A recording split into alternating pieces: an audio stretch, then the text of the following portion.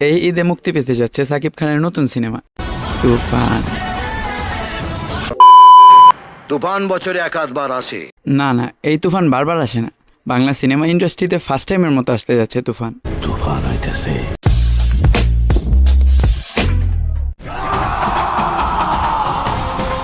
প্রথম দেখে মনে হতেই পারে যে মুভিটা গরিবের অ্যানিমাল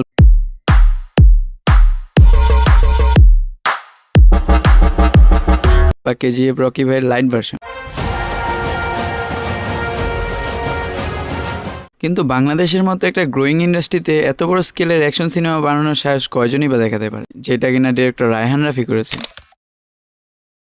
সাকিব খানের এমন লোক ফার্স্ট টাইম দেখলাম, যদিও তাকে রকি ভাই বা অ্যানিমেল সিনেমার নায়কের মতো লাগতেছিল, বাট সে একটা বিজিএম হয়েছে। 1 মিনিট 29 সেকেন্ডের ট্রেলারটা দেখলে বোঝা যাচ্ছে যে তুফান সিনেমাটাতে কতটা অ্যাকশন হতে যাচ্ছে। ট্রেলার দেখে একবারও মনে হইল না এটা কোনো বাংলাদেশি সিনেমার ট্রেলার। আমার মনে হয় ডিরেক্টর রায়হান রাফি শুধু সাকিব খানকে যথাযথ ব্যবহার করলো এতদিন। তো সোশ্যাল মিডিয়াতে যদি পাবলিকের কমেন্টগুলো দেখেন তাহলে কয়েকটা কেজিএফ বা অ্যানিমেল সিনেমার কপি কমেন্ট বাদে 90% কমেন্টই ছিল হিউজ অ্যাপ্রিসিয়েট কমেন্ট।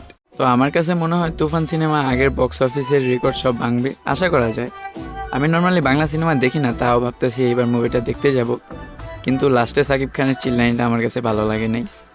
এই জায়গায় একটা বিটকুটে হাসি দিলে সেই হইতো। তো যাই হোক, তুফানের জন্য শুভকামনা।